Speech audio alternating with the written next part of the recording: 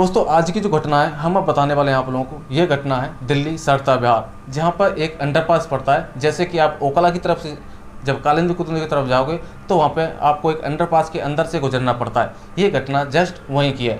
इस वीडियो के माध्यम से हम आपको बताएंगे इस घटने में क्या हुआ था, किस तरीके से छीन छान की, किस तरीके से लूटपाट की, ये सारी कहानी हम इस वीडियो में बताएंगे।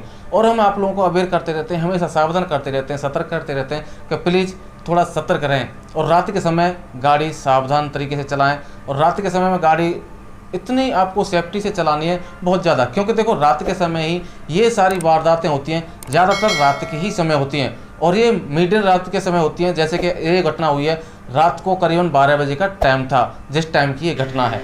तो इसके बारे में हम आपको बताते हैं विस्तार से क्या हुआ था। देखो हमारे पास एक रात को फ़ोन आता है, 11 बजे करीब फ़ोन आया था कल।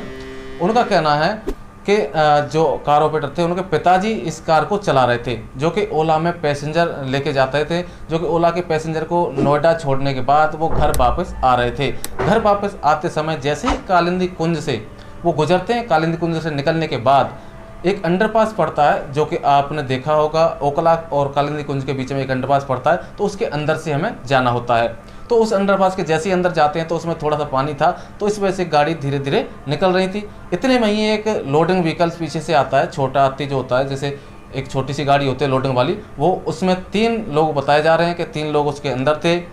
उन्होंने जैसे गाड़ी धीरे जा रही थी तो उन्होंने अपना छोटा हाथी भी रोका वहाँ पे और उसमें से निकलने के बाद थोड़ी हाथापाई की। हाथापाई करने के बाद उनसे जो पैसे थे 1400-1500 रुपये कैश पड़ा हुआ था, बताया था भाई साहब ने कि 1400-1500 रुपये कैश पड़ा हुआ था, वो छीन लिया और मोबाइल जो था वो भी छीन लिया। उसके पश्चात क्या हुआ था कि देखो जो कार ऑपरेटर थे उनके पिताजी गाड़ी चला रहे थे, तो उनका क्या था कहने का मतलब कि मैं फ़ोन कर रहा था उनके पास कि लेट हो गए बहुत ज़्यादा तो क्यों नहीं आए।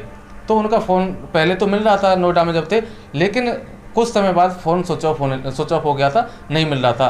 तो हमें थोड़ी सी और घबराहट होने लगी थी, तो उसकी वजह से फिर उन्होंने ढूंढना भी शुरू कर दिया था। लेकिन हुआ क्या था उस घटना में, तो उन्होंने जो लुटेरे थे उन्होंने मोबाइल और पैसे छीनने के बाद वो वहाँ से निकल जाते हैं। निकलने से पहले उन्होंने क्या किया था कि वहाँ पे कुछ यातायात लोग चल रहे थे जो स्कूटी और मोटरसाइकिल से चल रहे थे, तो वहाँ भीड़ जमा देख वो लोग भी रुक जाते हैं। उसके बाद उन्होंने भी बीच उच्चा करने की कोशिश की, लेकिन वहाँ पे कुछ भी नहीं होने वाला था। वो जो पैसे और मोबाइल छीने थे उन लोगों ने ईंट, कहना है उनका, ईंट या पत्थर मारने की वजह से उन्होंने सर भी फोड़ दिया था। और जो मौजूद लोग थे घटनास्थल पर, उन लोगों ने नज़दीकी ओखला में एक ईएसआई हॉस्पिटल है वहाँ पे पहुँचाकर ड्राइवर को, जो टैक्सी ड्राइवर थे, उन्हें वहाँ पे पहुँचाया और इलाज करवाया। इलाज कराते समय कहना है उनका कि 6 टाँके उनके सर में आए थे।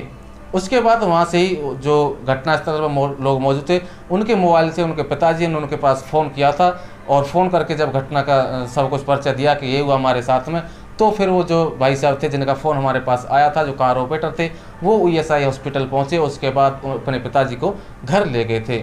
ठीक है, तो ये तो हुआ था उनके साथ। जो भी हमने जो कॉल रिकॉर्ड किया था इनका, वो भी आप एक बार सुन लीजिए। हेलो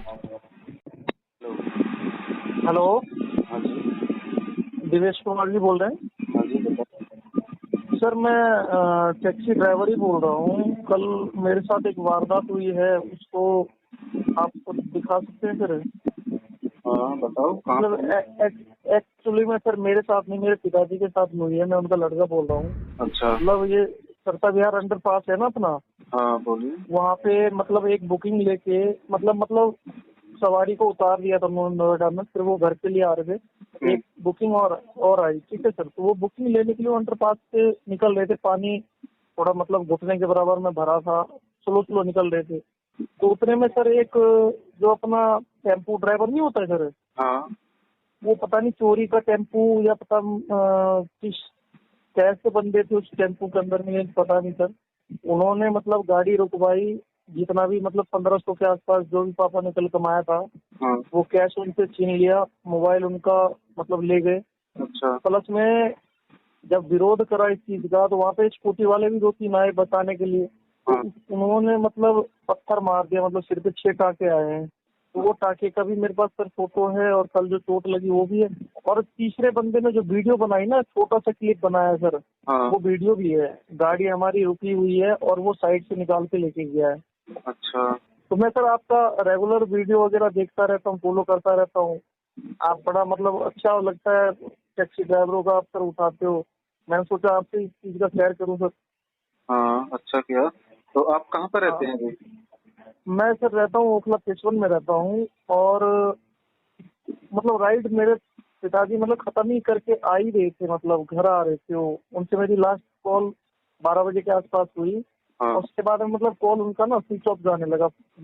फिर थोड़ी शंका सी हुई सर, जो क्या बात हो गई। फिर मैं उनके लोकेशन के आसपास पहुंचा, वहां पे भी नहीं थे। फिर उनका सिर फट गया था, तो 2-3 बंदे उनको ईएसआई हॉस्पिटल जो अपना ओखला में नहीं है, हाँ, उस हॉस्पिटल मेरे पिताजी को ले गए। तो उन्होंने वहीं से फोन किया, मेरे पापा होश में थे, तो उन्होंने मेरा नंबर दिया और फिर मेरे को वहां पे बुलाया। तो मैं पहुंचा तो वहां पे कंडीशन ज्यादा ही खराब था सर, ब्लडिंग ज्यादा हो गई थी, और मतलब सिर वगैरह में चोट भी लगा था। फिर छोटा क्लिप है सर मेरे पास, मैं आपसे वो शेयर कर दूंगा, और इस मुद्दे को आप उठाइए सर। तो देखा आप लोग किस तरीके से भाई ने हमें बताया था, और ये जो घटना हुई थी रियल घटना है, क्या हुआ, और इनसे मिलने की भी कोशिश करेंगे किसी दिन अगर मिलते हैं तो।